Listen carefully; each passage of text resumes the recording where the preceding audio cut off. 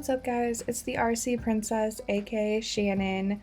Today's video is I'm basically running the same truck except the gray one is an RTR and the pink one is a kit.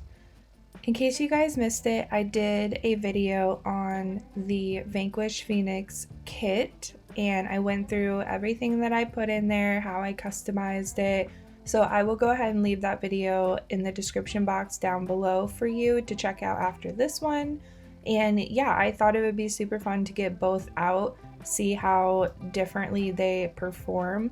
You can tell mine is just a little bit taller due to the way that I set up the Desert Lizard shocks, which also the RTR has the same shocks, but they are also set up different. So there's some differences, but I think they both did amazing crawling and getting over everything that we threw at them.